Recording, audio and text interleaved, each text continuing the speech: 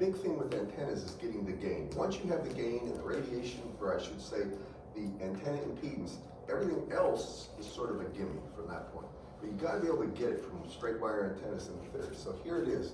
I want you to be attentive to this because it's a little bit confusing. I'll tell you where this is in the book. I don't, the way he does this in his book is really, I'd say it's more confusing at times, but he tries. And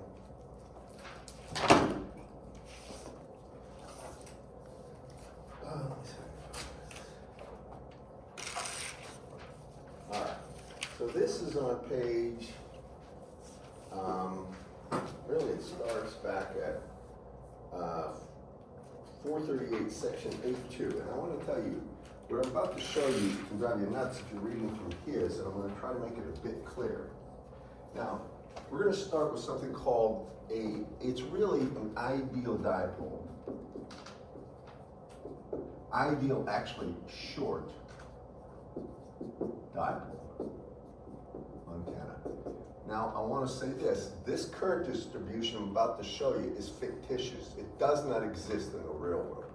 But we're going to do it this way. We're going to have an antenna. We're going to have actually a short piece of wire with a current I in it. And I is going to be a constant. And this current I, I'll just call it I naught, is over a length L. But think of this length L right here as something that is going to be less than lambda over 10. And that is the definition of a short dipole.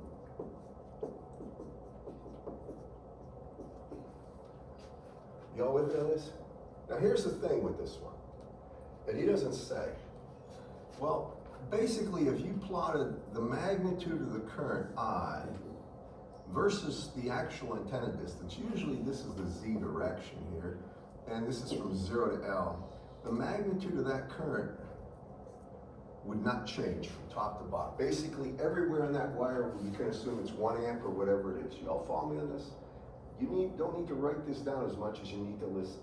Does anything irritate you even the least about the fact that I have a straight or a wire like this, and I come in and I have a constant current I? What's the one thing that should cause you to a little, It's not a complete circuit, all right? If you have current flowing here, that's charge moving, right? That means there's going to be an accumulation of plus charge there and of negative charge there, depending on what the charge carriers are. If it's a metal, the electrons do the movement. There will be a depletion of electrons here causing a positive charge, there will be a depletion of electrons here causing a positive charge, positive charge, and this would be negative. Y'all with me on this? The real truth is, any short dipole, no matter how short it is, the real current distribution will look like this. If I had it vertically, and this is the center of it, it would be this way. It has to go to 0 at the ends, and the current at the middle here would be the maximum I naught. Now, I'm not going to say that, don't worry about that right now. I'll talk about that more. But I want you to realize this right here is used for only one reason. It's a building block. We're going to use this to get the differential electric field caused by a differential current. And you all remember back in EMAG 1 and stuff, if you had like an infinitely long line of current, you started with a differential chunk of that current, DZ thick, and you found the differential H field from that, right? And then you integrated over the total length of the wire to get the total H field. It's the same idea here. Y'all with me on this? So this right here is fictitious, but it's necessary. And I just mention this now because the book, as far as I know, doesn't say that. It's important that he does. So if we have this short dipole like this, let me move it over here. I'm just going to do it and I'll center it. We're going to have this short dipole, and this will be in the Z direction. The total length of this dipole is going to be L. And now we're going to assume, by the way, L is much less or less than lambda over 10. It's very short in terms of wavelengths. And now what I'm going to do is say, if you have that, we're not going to go get the electric field directly. We're going to get something called a magnetic vector potential. And I've got to make this clear to everybody. This is going to be the origin. If you take a look at this, and I'm the distance r away, and this is the angle theta with respect to the z direction. There's something called the magnetic vector potential. Has anybody heard of this? From me? All right, let me give you an idea what I'm talking about. First, I'll put it up here, and then you'll understand what I'm saying. It will always be in the direction of the current. And this would be A. Actually, it would be a differential A, but don't worry, it's A. And that is going to be mu 0 over 4 pi. And then here, it's going to be times a vector, and this is kind of a weird thing, but it's going to be I, and it's going to be in a unit vector in the along the length, and I can call it, Wentworth does it this way, he calls it I dl, or really maybe dl is the vector, but it's going to have a vector sense, so it could be 5 amps AZ, if you follow me on that, with me? Then it will be divided by 1 over r, and there'll be a phase term, e to the minus j beta r, and that's a magnetic vector potential. And to be frank about it, it's better to show it this way. Make this dl, and then make this dA, so it's a differential magnetic vector potential. So why am I saying this way? Well, if you think back in the day when you had charge and you wanted to get the electric field, there was something that was introduced, and it was the voltage, right? Now, if you just, for instance, let me just put it this way. If you have a charge right here, dq, right? And we assume the voltage at infinity is 0, then at a distance r, there's going to be a voltage here, V, of r, and that's the only function this is going to be, is frankly going to be 1 over r, it's going to be 1 over 4 pi epsilon naught r, and it's going to be times q, right? Assuming the potential at infinity is 0. And by the way, the units of this are going to be, this would be a magnitude, would be volts, just volts, right here. Correct, class? Do you remember this? How do you get the E field if you have a voltage? Do you remember? Anybody? Say again? Is it E dot dl? Well, E dot dl integrated would be the voltage, or the electric field. Or the voltage would be the integral of E dot dl over a given length, right? But if you have voltage, you remember you took what? Minus the gradient of the voltage. Now this is a function of R, would be actually the electric field. Do you remember that? How many do? Do you remember? It's a gradient operator. So what happens is the scalar right here, and I gotta make this point. This is so important, especially if you're doing modeling. It's much, much easier to get a scalar quantity. You'll notice there's no angle, there's no vectors here. The only thing that voltage is a function of is the distance between these 2 points. You all with me? If you take the gradient of that, now the gradient will have vector senses to it, right? But if you take the gradient of that and put a minus sign, now you get the electric field. All right, so the electric field in general, if you have a charge, you would have 3 components of the electric field out here that you would have to write in terms of that charge. Are you with me? If you get the voltage as an intermediary step, which is easier, you take the gradient of that, you got the electric field. That's trivial to do numerically, I promise you it is. It's much easier. As a matter of fact, it's usually easier to do it this way, even in terms of a closed form solution, when you're actually casting in terms of a closed form solution. So this magnetic vector potential is the same in terms of what we do. Now, it's always in the direction of current. You all with me? So there's only one component. You all with me on this? So now the obvious question is, well, what's the relationship between that and the H field, which I'm going to get at? And if you take a look at Wentworth's book, if you take the curl of A right there, that's equal to B, the B field.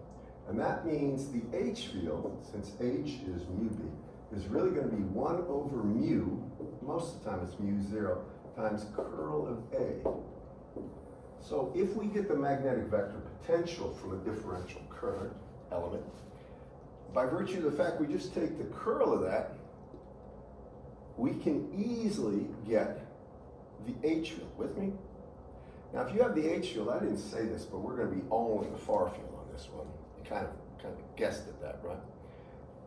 But once you have the H field and you want the E field, well, remember, curl of H is equal to J. If we're out here, basically in free space, J is 0. It's going to be that times J omega epsilon times the E field. And therefore, I can say J omega epsilon, I'll get out of your way in a second, times E right here would be equal to curl of H, would be equal to 1 over, here look at this, 1 over mu naught curl, and now it's curl of H, which means it's going to be curl of A. And then what I'm going to do, you don't need to write this down, because I'll get to the point. I'm going to divide everything by J omega epsilon, and now I get E itself right here. It's going to be equal to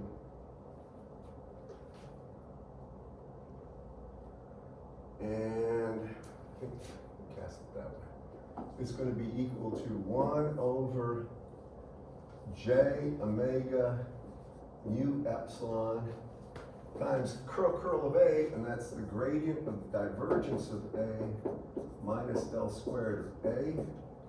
Now, there's some theory that we don't need to go into, but if the divergence of a vector and a curl of a vector are identified or unique, the vector that you're talking about is unique.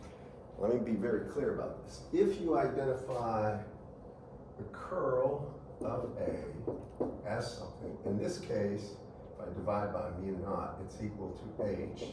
So there's one unique thing, and then you say what the divergence of A is, something, then it's uniquely identified. And by the way, this is one of those things we could spend a lot of time on. But this is called a gauge condition.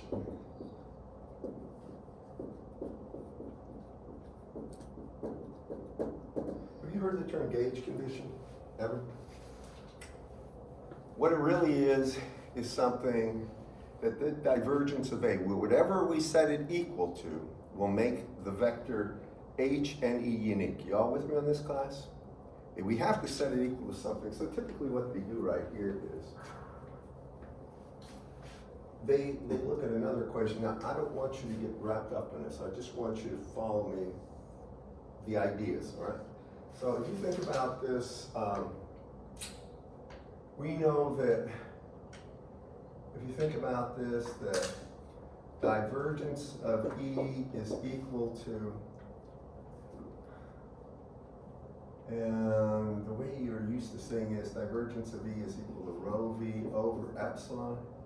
And divergence E itself, right here, what they're going to do, and I'll have to, E itself is minus the gradient of the voltage minus dA dt, or it's equal to, I'm not proving this the way I'd like to, but I'm going to do it this way because it'll save time. Minus J omega epsilon, or I'm sorry, minus J omega A.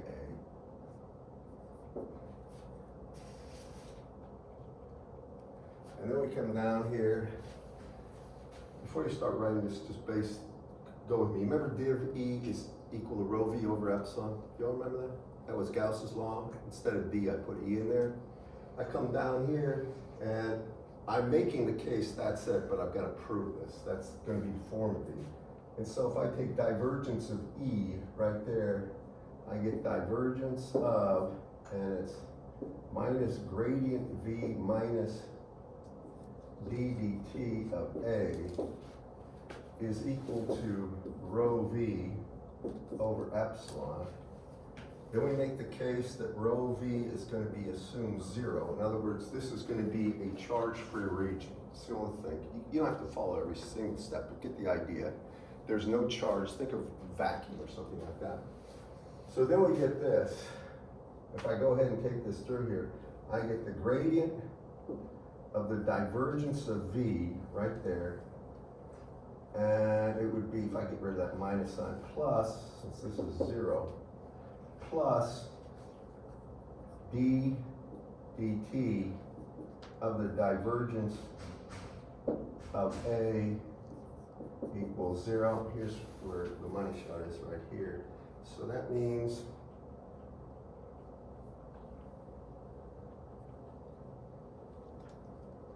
this right here becomes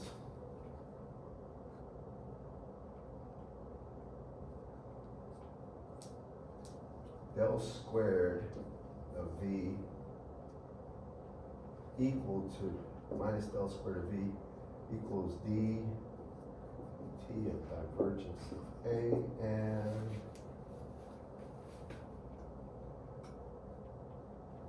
by virtue of the fact that means divergence of A right there is going to be equal to minus the gradient or minus E, sorry. This isn't going to work the way I'm doing it very well for you because there's some other theory in here, but here's what it boils down to. This will become true. And at the end of the day, when all this is said and done, if we have H, we can take the curl of H and get E, and that's the bottom line. There's a del squared operator in here, but I'm not going to mess around with the gauge condition. He talks about this. I can do it next time.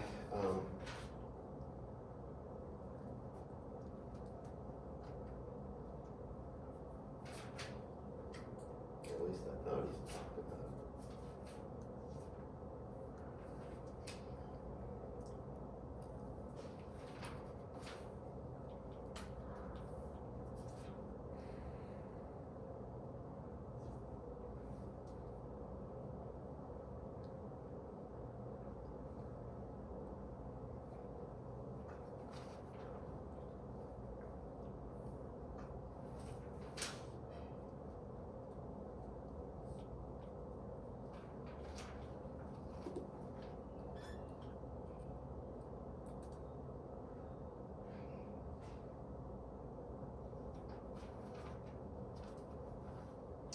Not showing it here, but it's a neat proof. Anyway, here's what you need to take from this. This is absolutely true, but you're not going to be using this to calculate it. This is absolutely true. And what they do is, they're going to make a divergence of A right there equal to a gauge condition, which is going to be d phi dt. But I don't want to focus on that because I think I'll get confused. Let me get back to this thing for a second, all right? And I'll show you what I'm really going for and what happens. I'll erase this.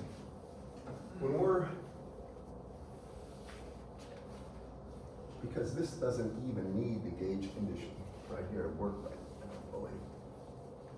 So if we come down to here, now let me do one thing. I'm going to go ahead right now and just assume we have a small length L, much less than a wavelength, a constant current I naught right here, so I naught is going to be assumed everywhere. And that would be the magnetic vector potential from that. You all with me on this class? So really, what I can say is, to rewrite it, I can say A here is going to be equal to mu 0 over 4 pi times I naught. Now it's times L. And L is frankly going to have a length L, and that'll be a scalar, and it'll be in the AZ direction. And it's going to have this, e to the minus j beta r over r. And that's the magnetic vector potential. So if I go ahead with that, and the way he does it is, he's going to take this, and he's going to say the curl of A right here, if I divide this by mu 0, will be equal to the H field. And in doing so, what he ends up getting is going to be I naught. I'll get out of your way so you can see this. The only thing I'm doing is, that's how I define H, is 1 over mu naught curl of A. Now I'm going to go ahead, and the mu naught here and the mu naught here will cancel. And I have I naught over 4 pi times L. And AZ is now, the way he does it, he's going to cast this in terms of spherical coordinates, and this is a little tough to grasp, but in his book I'll give you the equation number, then I'll do it.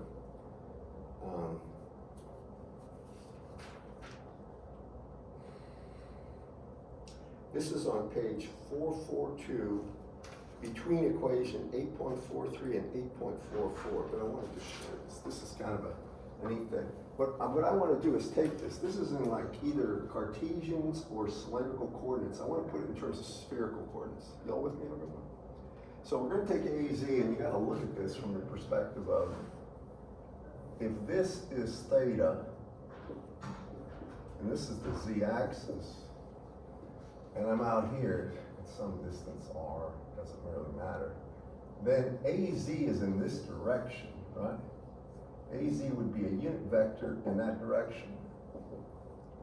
And what you end up getting is a component in the radial direction, and this component right here in the radial direction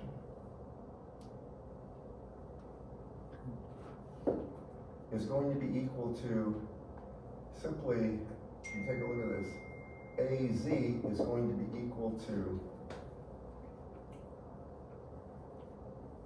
AR times, this would be theta right here, times the cosine of theta. Now, when you look at this, remember the component of A phi is this way, so it's going to be minus A phi, or A theta, not A phi, and it would be times the sine of theta. You'll have to look at this and blow it up a little to see it better. I'm trying to show you. If this is where the current is, down here, and this is the z-axis, and this is theta. Remember, I have an AZ in this direction. So there's going to be a projection of AZ in this direction, and that right here, this would be in the AR direction, so it would be AR. Remember, this is a unit vector 1. It would be AR times the cosine of theta, but it would be minus A theta times the sine of theta. Now, I'm just going to make a point here because I want you to see this. Can you at least follow the reasoning here? Try to understand this. Whenever you get something like this, you go to the extremes. If theta is 0, then I'm right here. And can you see AZ would be in the direction of AR? Can everybody see that? Because AR is going to be pointing straight up. Well, if theta is 0, the cosine of 0 is 1. So it's going to be AR, just AR, minus, and the sine of 0 is 0. It's in the AR direction. Now, go to the next extreme, which would be 90 degrees. Well, if I come out 90 degrees, right, AZ is this way. The component of AZ in the radial direction will be 0. Can you all follow me on this? Now look at this. So this is 90 degrees, I get cosine of 90 is 0 times AR, but then I get minus A theta times the sine of 90 is 1, right? And actually it's going, since it's minus A theta, this is hard to understand sometimes, but remember, A theta always points, as you would, it always points in a direction perpendicular to the radius vector, right? This would be A theta. Now look at this for a second. As I move this to 90 degrees, remember that's the z direction, can you see how A theta is straight down? But AZ would be straight up, so it would be minus A theta would be the actual direction. If you go in the opposite direction, it would be an AZ direction. Can y'all follow me? If it's a little confusing, go work through it yourself. You'll see it. The best way I do these things is with, like if this is the radius vector R, think about this. This is AZ, right? But A theta is in this direction. So when you go down to 90 degrees, A theta is like this. What component is that? Well, AZ is straight up, so it's the negative 1 in this direction. Y'all follow? That's the idea. Okay. Enough said about this, so now I put that in here, and I get AR times the cosine of theta minus A theta, right there, times the sine of theta. Then I have to multiply times e to the minus j beta r over r, and say that that in fact is going to be what the curl of A is for this differentially long value. So how do you take a curl in spherical coordinates? Well, if you look in the book, and he does this,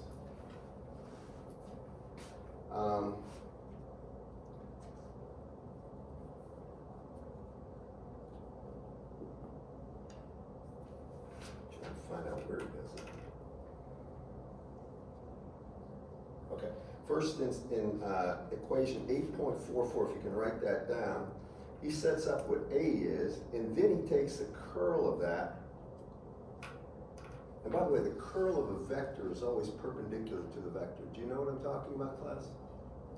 When you have a vector, any vector at all, like if you have A right here is in the AZ direction. When you take a look at this is going to be what if I take the curl, I gotta take the curl of this, I need to put the curl down, I'm sorry. If I take the curl of this, my bad, the curl of that whole thing times 1 over mu naught, then I'm going to get the value for H. I'm sorry, I didn't put the curl operator there. It should be here. But if you take a look at this for a second, this has AR and A theta components. Can you see this? Anytime you have a curl of a vector, the result is always perpendicular to that. Now if you look at this, if this has R and theta components, the curl of it can't have either. It will only be in the phi direction. Do you all follow me on this, class? As a matter of fact, when you do the curl, we probably can do it, but it's kind of a waste of time in this case. You're going to get two values. And in his book, or two components, I'm sorry. In his book, when he does this, and I'll get to the real reason I'm doing it this way, he likes the beta squared thing. I'm not a fan of it, but I'll put it down. You're going to get, this is equation, if you want, 8.45.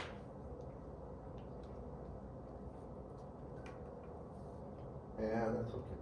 So he has I naught times L over, he leaves it before pi there, and he leaves R.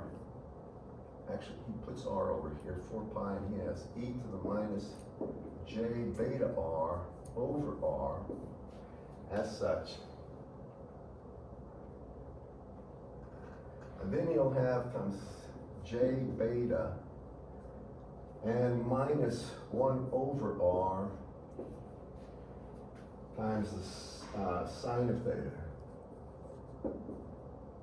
Sine of theta, A phi. The units of this would be amps per meter. From here I'll take it and make it clear. Okay. You have to take a curl of this thing. This gets a little irritating, but if you look at the curl operators in the back of the book in spherical coordinates, I should make this clear. I don't usually ask you to do a curl in a midterm, but I could on the final. And I would provide these. But at the back of the book, if you look at the curl, it's on the last, on the very back cover of the book, he shows it in spherical coordinates. I'm not sure that's completely right, but he shows it in terms of a matrix and in terms of it expanded. Now that curl operator, if you go through that, it's kind of nice doing it this way because there's only going to be two components, and that's this. So this is H. Just for a second, I want you to take a look at this with me. Now, this is the key right here. You see we have a term, we have a 1 over R term right here in front of everything. This J beta term is just going down as 1 over R. But if you look carefully at this, you're going to have another term that's going as 1 over R squared. You all see this, class? He has that as J beta plus 1 over R in the book. Yeah, I'm sorry, plus. We're going to see this term going away in a heartbeat. Here's why. And you can make an indication however you want. This right here is the near field term.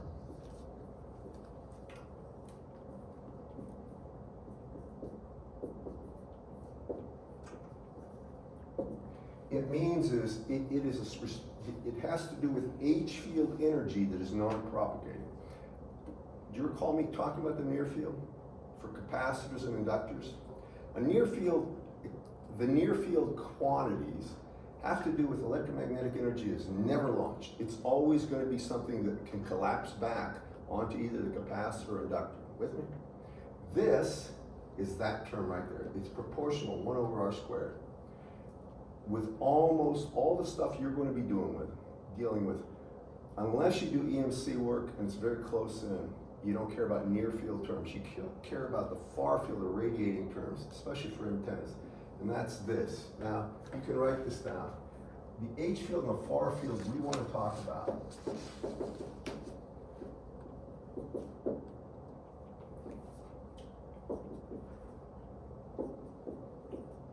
Right here, if you look at this. You got J beta there, so it's going to be J beta I naught right there over 4 pi, and then you're going to have R times e to the minus j beta r. R is the radial distance from the center of that antenna. Then after that, you're going to have a sine of theta. And then, that's j beta r times sine of theta.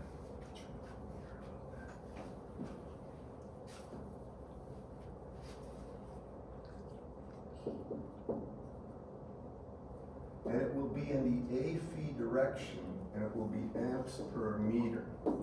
Now, and this is far field, remember. That's what we care about. Likewise, if that's the far field H field, think back to what we did earlier. How would you get the E field in terms of magnitude? You know it. What about E and H in the environment in the far field? E over H is eta, right? As a matter of fact, what happens is that H field is in the phi direction, but the E field from that short dipole, and this is the nice thing, will just be this times eta, so it's going to be eta times that. But watch, this is the way it's usually written. They'll put J eta, and just call it eta naught times beta times I naught, and there should have been a length here, but somehow, well, I had it there, I didn't copy it there. There's got to be a length in here, so let me just make this clear. Sorry about this. So, it's going to be equal to J beta I times the length, but that's a scalar, times sine theta A phi over 4 pi r. This one will be that over 4 pi r. Then you'll have e to the minus j beta r, and it will be times the sine of theta. So same fundamental signature here with one exception. Eta naught comes there. It's not there, but the direction of this is going to be a theta, and that would be volts per meter. That is right. I got to show you something, because that's the thing you got to get from this. That's what you get. It's important. I'm going to give a summary statement about what you need to know, really need to know.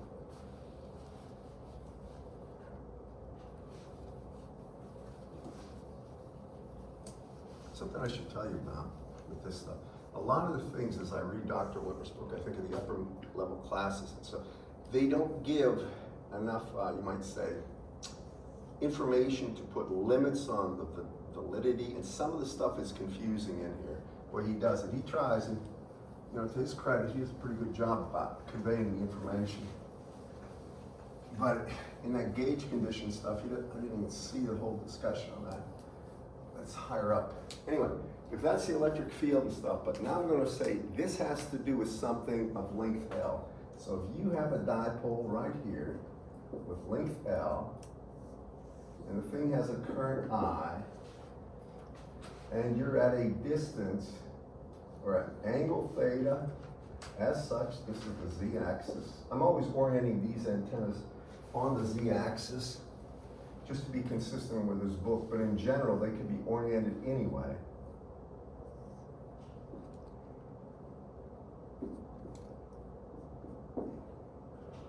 And you're out at distance r. The E field itself, it's important to see this, the E field itself will be in the theta direction, but the H field, I don't know how you can show into the board, the H field will be into the board. Can you all see this? People, you good with that?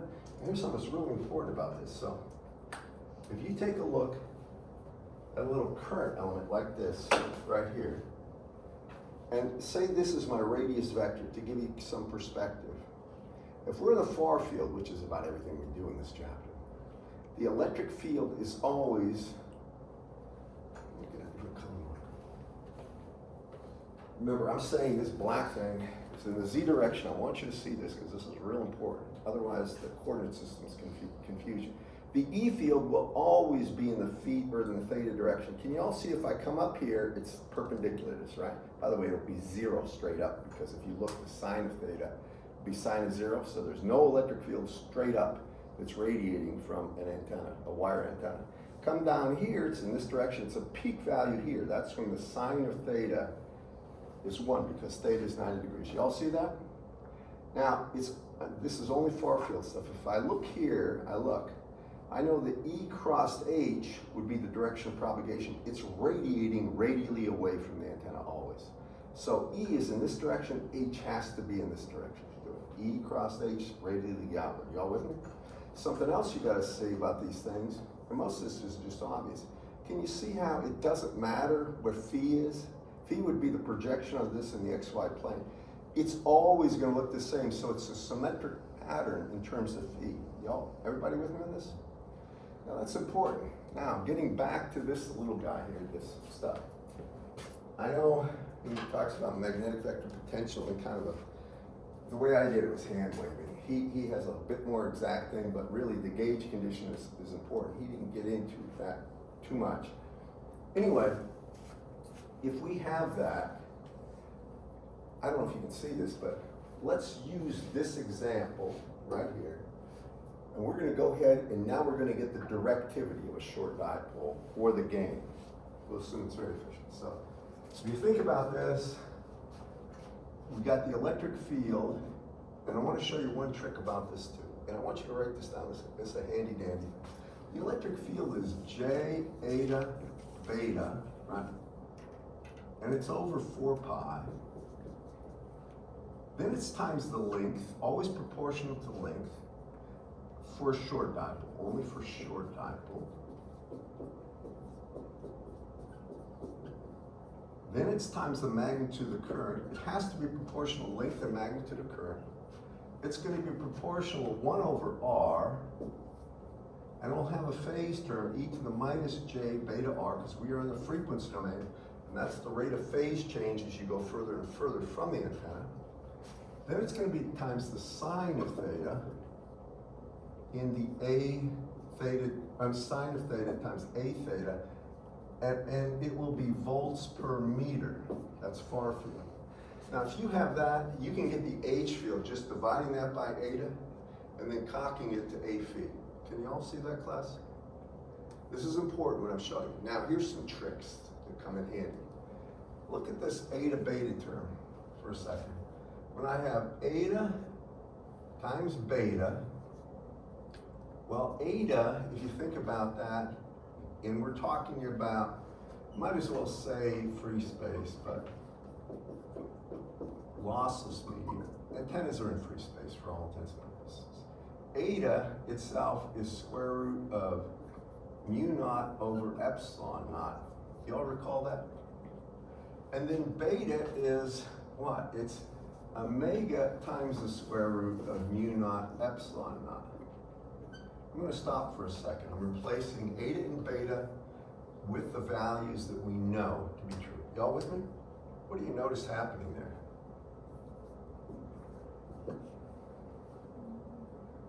Can you all see the epsilon naught goes away?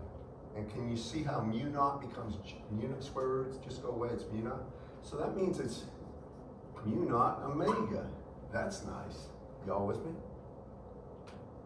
Now, one other thing. You see that 4 pi?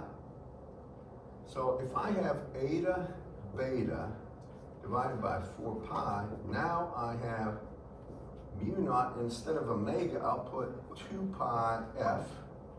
Everybody with me on that one? Divided by 4 pi. Now I have something interesting. Now I get mu naught here over 2 times f. I'm just trying to, y'all see this? You can play with this some more. Now you can take this equation and say, well, if I want a shorter form of it, quicker to calculate, usually. I mean, you know, A is 120 pi and beta is 2 pi over lambda, so you can go that route, but you can say E itself would be equal to J, and it would be mu naught over 2, and then you can take times F right there, times L times I naught, and then you have to have the e to the minus j beta r over r times the sine of theta a theta volts per meter. Now you don't have to do it that way, and in some cases maybe you'd rather go that way. This is one route, but I'll show you the other thing. You don't have to do it this way. This is the one I always remember. Another thing that's done, and this comes in real handy when any kind of length short dipole is given in terms of fractional wavelengths. I want you to see this. You can always give it, this is the one you probably should write down, not this one, not the one I just put there. But E is equal to J times eta, 120 pi, times beta. Well, beta is 2 pi over lambda over 4 pi. Then it's times L times I naught times e to the minus j beta r over r times the sine of theta, a theta, volts per meter, but I'll show you where I'm going with this. Okay, this one is probably useful. I want you to see this. This is for a short dipole. You with me? Okay, you obviously see a lot of 2 pi's. Everybody give me that? Now watch, I got 2 pi, 4 pi. Makes that 2 down here, right? And then 2 into 120 is 60. Can everybody see that? Make it 60.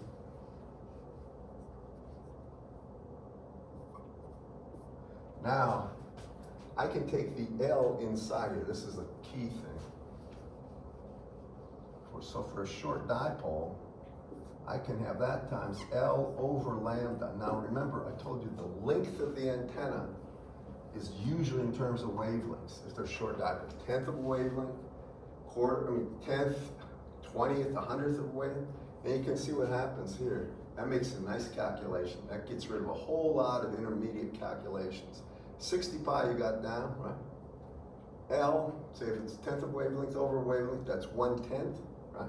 60 pi by 1/10 is 6 pi times I naught, and the rest of that has to do with the specific point you're observing the electric field at. That's not bad either. Follow me? Now, the way we get gain is, we can use this, that one, doesn't matter, but we need to get the power density, and I'll tell you why. Once we have the power density, before I just start brutally writing, I'll let you catch up. Remember, what we really want to do to get the gain is to get the peak gain is this. Just bring it back. And this kind of stuff appears on tests. I just want you to know that, so you might want to write that down.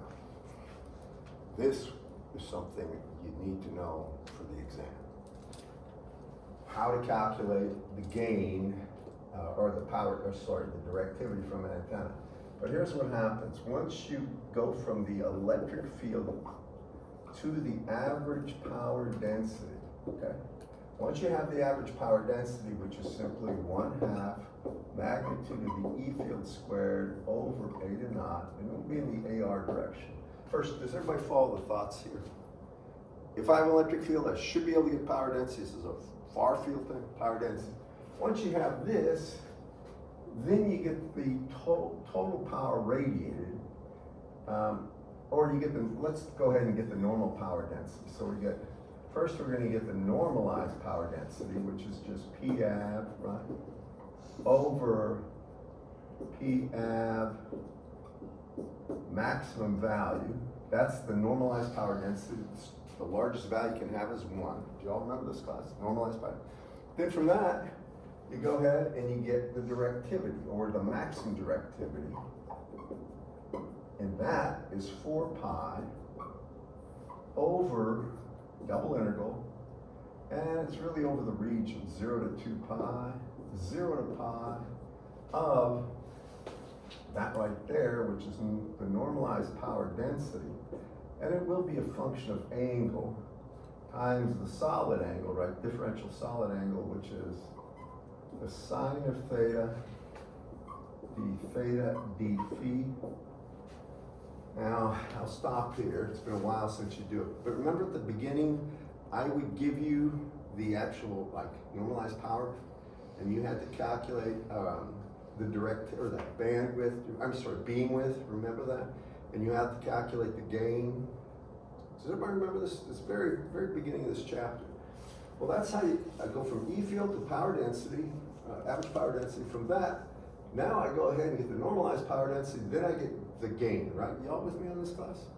And by the way, that's the maximum gain. The actual gain is a function, or I say gain, directivity or gain, just about interchangeable if it's efficient. You can get the actual directivity as a function of theta and phi, if it's a function of phi. It's just going to be d max, the maximum value. And do you remember what goes here next to it anyway? That's, what do we always multiply that by if we want the actual gain in any direction? Do you remember? Anybody? The normalized power density. Remember, that's what that this will get you the maximum value directivity, but then if I multiply this by the normalized power density, now I have it as a function of angle everywhere. We'll do this. You with me on this one? We're going to calculate that, but I've got to go a step further. Now there's something else we want. This gets you the gain, right? But when we have an antenna, there were two basic things we had to have in order to get information about what was radiated or the power density at any given range and angle. One was directivity or gain. Do you all agree with that? What was the other? The antenna impedance. Remember, gain and aperture are interchangeable, right?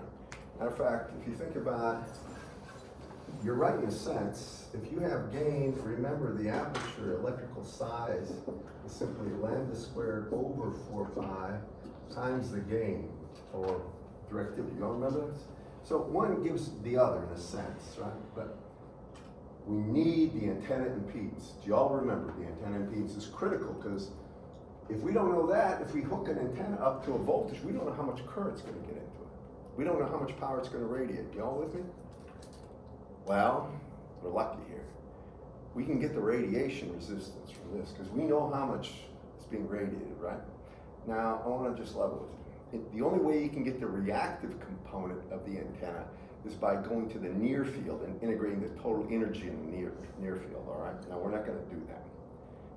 So it'll save you some. But do you all follow me on this? I mean, if you have anything and it's got reactive energy, to get the reactive component, the JX or minus JX component, you have to get, you know, for an inductor, I mean, what do you know about an inductor?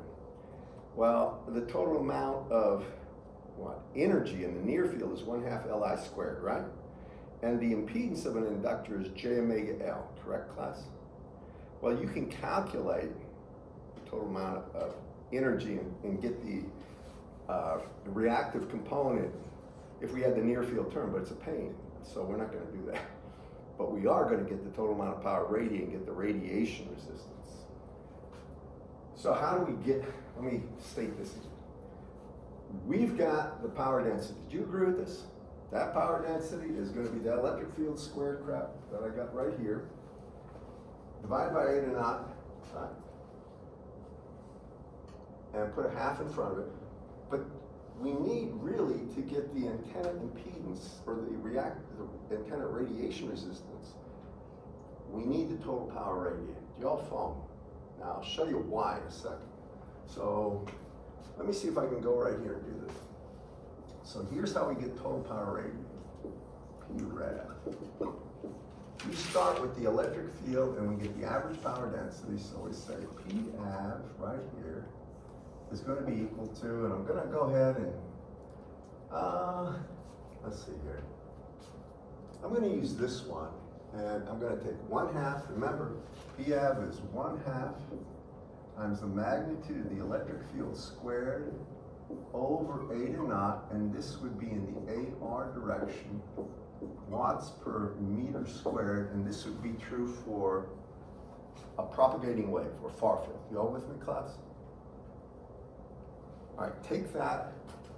Now I plug the values in, so I get P av right here, and I'll show you a trick I do all the time. I have 1/2, and I'll put the eta naught here. Then I gotta take that E field squared. I'm gonna use this one. And when I look at this, remember it's E field squared. I'm gonna take this whole term here, and I gotta square it. The J's go away, forget that. As a matter of fact, I can get rid of this thing too, because that's a phase. Y'all follow me, class? So I have to take that term, eta beta times L over 4 pi. And I'm gonna just go ahead and write this down. So it's gonna be eta naught beta times L. And it's over 4 pi, but that whole thing is gonna be squared. Then it's times I naught squared. What I'm doing is squaring the E field. Then it's going to be times the sine squared of theta divided by r squared. It would be in the AR direction. Now, the only thing I've done there is take the definition of the E field up there, got rid of the imaginary terms because they have no bearing when you take a magnitude, and I squared it. Now to get the total power radiated, if you follow me on this one, you know, here's what I like doing though. And you might find this to be handy. When I'm working these things on big sheets of paper, especially when, you know, you got, with radar and stuff like this, you're gonna get massive amounts of equations that are like, that run off the paper. Make anything where there's a whole bunch of constant, make them one constant. So here's what I usually do. I'm gonna say all this right here is going to be a constant, and I'll just call that C. That way I don't have to carry that thing around with me. With me? So that means now my average power density right here is equal to C times I naught squared times the sine squared of theta over r squared. And it is in the AR direction. I'm going to just be a little casual about this. Y'all with me? So how do we get the total power radiated? Well, that P avs units would be in watts per meter squared, right? So what do we have to do to get the total power radiated? 4 pi r squared multiplied. It's not constant, we've got to integrate it. See that sine theta? It varies with theta, right? We can't just multiply by the surface of a sphere. We have to integrate it over the surface of a sphere. Right. We'll do it right here. Your intuition is correct, but it's an integration because it's varying. It's a function of angle. So over here, now to get the total power radiated, that's going to be, well, it's actually a double integral. Start with the average power density, which is C I naught squared sine squared of theta over r squared. Now it is in the AR direction, right? So what's the differential surface of a sphere, constant r? Do you remember, anyone? I bet you do. D theta, d phi times sine. It's what? R squared times the sine of theta, right? D theta, d phi. Do you remember this at all, people? Differential, this is differential surface area of a sphere.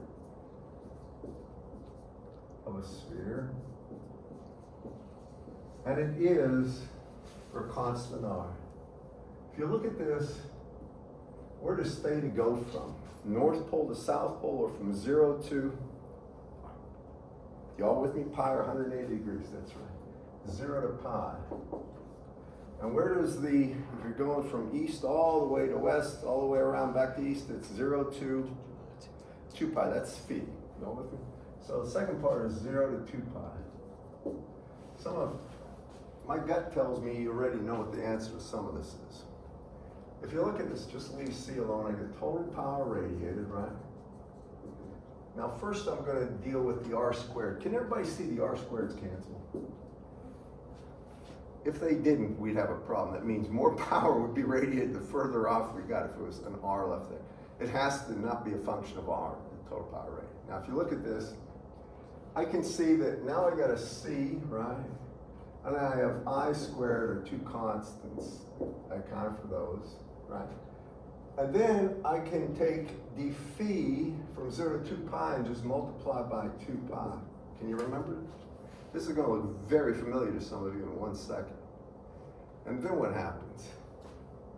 Then I'm left with that crazy integral from 0 to pi, right, of, and I bet you know how to do this, sine squared of theta times the sine of theta, the theta from 0 to pi.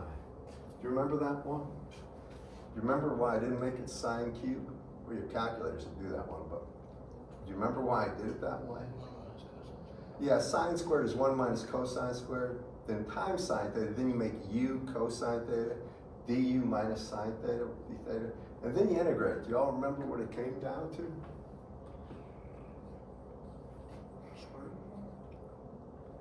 Well, it's, we could do it again, but if you take a look at this, I really have 1 minus u squared du from minus 1 to 1, right? I have 2 minus 1/3, or really minus 2/3, so it's going to be 4/3. Do y'all remember that now, basically? How many do? So this whole thing boils down to, don't worry about it if you don't. I'm a little tired too. It's ci squared, and then it's going to be 4 pi over 3 right here, and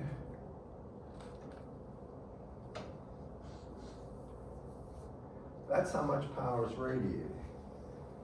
I didn't put the C, I didn't go ahead and I just said what C was, all that crap. Now, so big deal. How do I get the radiation resistance from that? I bet you know.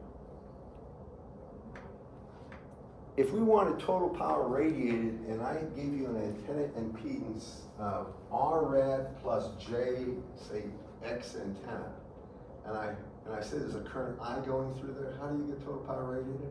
P rad equals half I squared R. Exactly. So we equate this right here.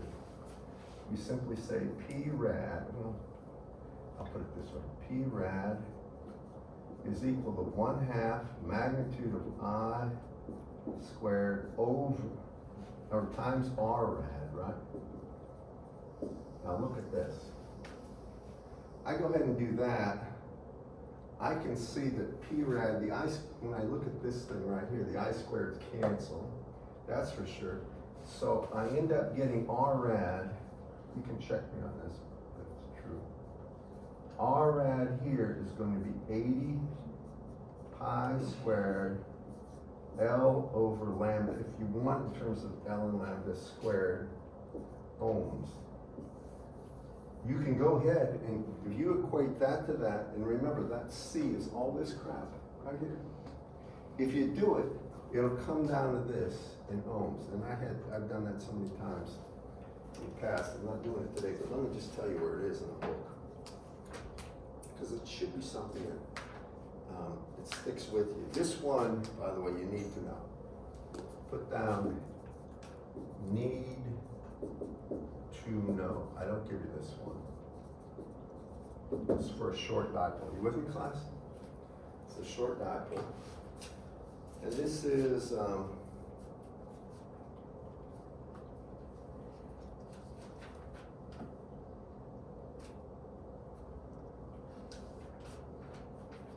me find it.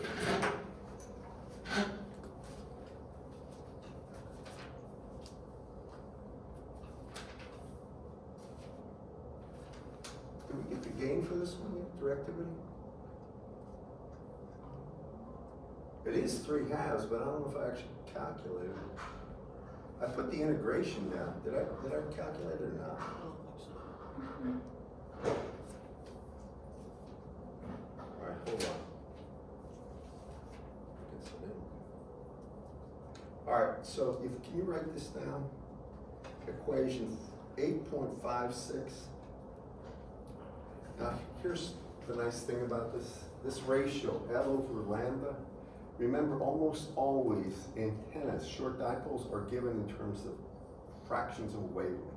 10th of a wavelength, 50th of a wavelength. You with me? So this is real nice, but I have something else to tell you too on this one. You'll notice, and in his book, he doesn't have any calculations of the actual reactive component of the antenna. You do not have to worry about that. That requires the near field energy to be calculated. And you would have to say that if it was, if the net sense was a positive J reactance, then you would have to have 1/2, and then it would be Li squared would be equal to that total power density in the near field, and you'd have to calculate that way. That is a pain in the butt calculation, as far as I remember doing stuff like that, and it's beyond the scope of this class. But you should be able to get the radiation resistance. The reactive component, to be frank about it, if you can always take an impedance matching network and get rid of the reactive component. You all remember doing that, stub tuning and stuff? So that's not a big deal. That is what that's the important thing you should be able to get. All right, back to the directivity calculation. For this, it's a short dipole. When you do this, let me just get to this. Remember how the normalized power density for this short dipole, remember the power density itself was a function of sine squared of theta times a bunch of crap. You all remember this class?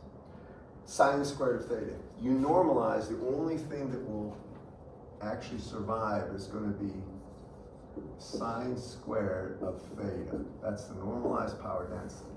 So if we wanted to get D max, now, and I bet you get this, D max is going to be equal to 4 pi, you've done this with me before, over the integral from 0 to 2 pi, the integral from 0 to pi of that, the normalized power density. Do you remember doing this now? And the normalized power density is going to be sine squared times sine theta, d theta, d phi. We just did this integral. Do y'all remember? And what do you see happening here?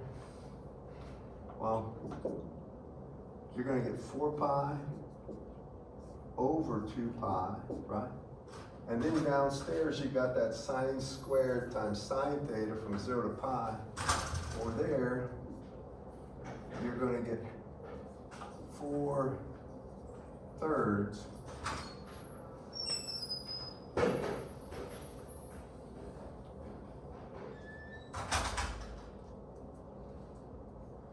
and that is going to be 3/2, and that is D max for a short dipole, and the actual D field, or the actual value of the directivity as a function of theta will be 3/2 times the sine squared of theta, and that's it. You with me, guys?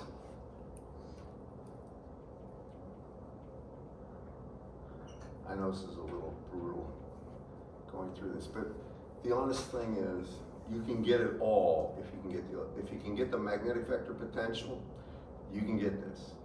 Now, there's more to this story, but for now, can you all are you with me on this one? Next thing I'm going to do, and I hope I got 5 minutes, I think. Hopefully. The next thing I'm going to do is something interesting in my opinion. Now they're going to talk about a loop antenna. I'll do that next time. But now we're going to take that information we just got, and we're going to go ahead and figure out what happens if we have a long straight wire antenna where we know the current distribution. It's the building block approach.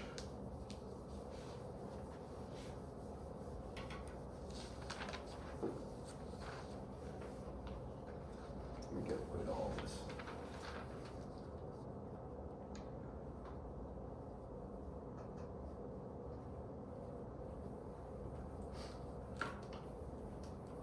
Is there more rain coming today? I think I just got a notification saying that it is Right now? in like 10 minutes. 10 minutes? 10? Is it? Change. No, Right where I thought it was a 4. says we'll begin in 2:23 Central Daytime. That's now. So, Mine says 4 p.m. I don't know, that's the Weather Channel. Okay. Oh, I don't know. What is it? Oh, no, it I have a changed. student changed. that I Yeah, it taught just 3 or changed. 4 years ago. Who guessed? He's back in Detroit. Just changed He's everything. I need your help. This weather sucks. My, who the heck is it? It's one of these advertisements. What I really like is, we've been trying to reach you all day. Really? I don't hear from you all day.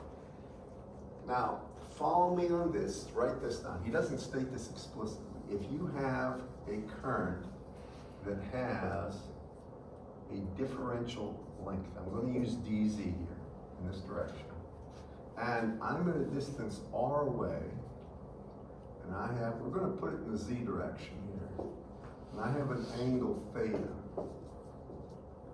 And we're in the far field again, far field.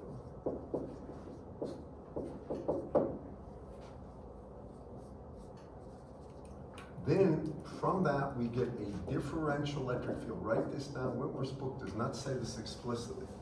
This is a differential chunk of current. The value of this current, call it I of Z, constant through there, gives rise to this. Now, here's the way I like to write it. This differential electric field will be equal to J eta beta over 4 pi. Then the next thing you put down is times the length and times the current. These are the weights. It's always proportional to, or in this case it's dz. Actually, the thickness is dz. But it's always proportional length. dz is r length in the z direction. Times I, and this I is I of z, as such. Then it's times e to the minus j beta r over r. And this is in the a theta direction. Now you can almost guess what's going to happen. If I have a Well, there's still be a sine theta, yes, you're right. Mean to hurt. You're absolutely right. Thank you, son. Times sine theta. Times the sine of theta, and this would be a theta volts per meter. Now, that's the differential electric field from that. But if you have an antenna that's long where the actual current density or the current changes, and I'm going to show you what I mean by that. This is called a long dipole. And if you graph the magnitude of I of Z here, it has to go to 0 at the ends. And what it will look like is this. This is a very interesting kind of pattern. It has to go to 0 at the ends of the antenna. So if this is antenna has a length L, now we're not into a short dipole here. This is going to be L, and we're assuming L is going to be greater than lambda over 10. Right here. So we always center these things right about the origin. That's 0. The height here would be L over 2, and here is minus L over 2 in the Z direction. Can y'all follow me on that, class? Okay. We get this, the trick or the key to getting the total electric field.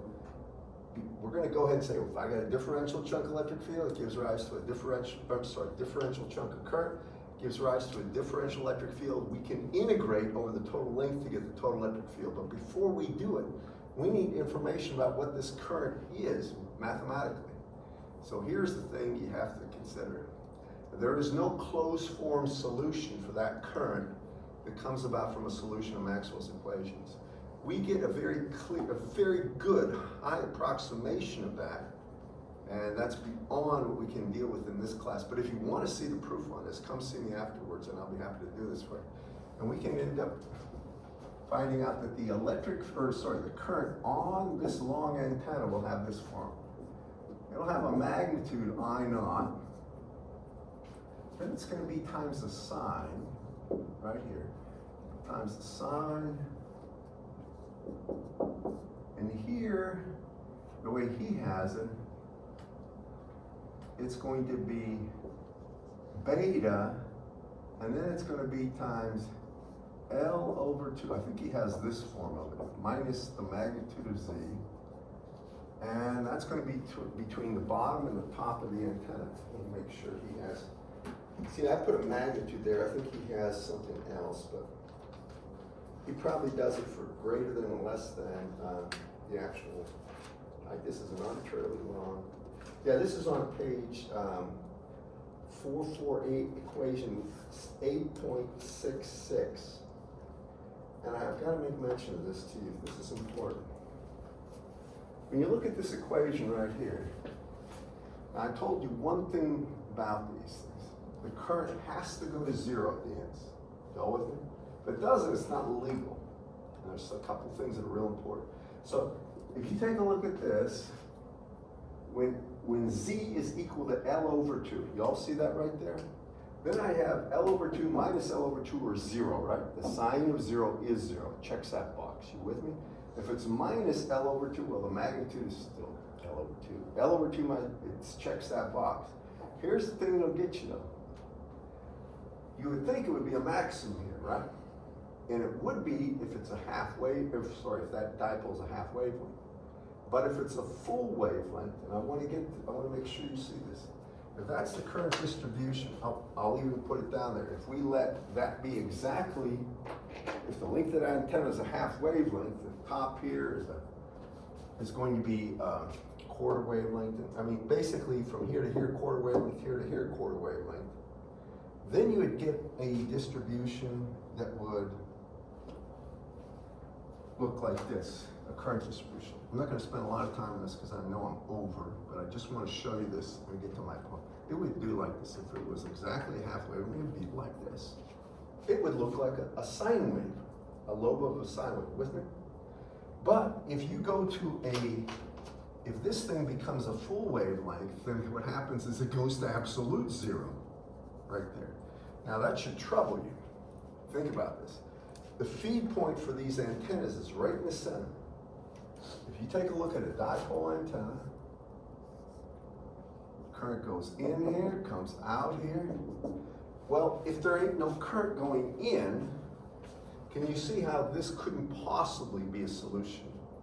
You gotta have some current going in if they're gonna radiate power. Do you agree with this, class? So what I say at that point, that's where the solution breaks down, is in the limit. This is a very good approximation in general, but there's two things to consider. One is it is dependent on the wire diameter. It doesn't show up here.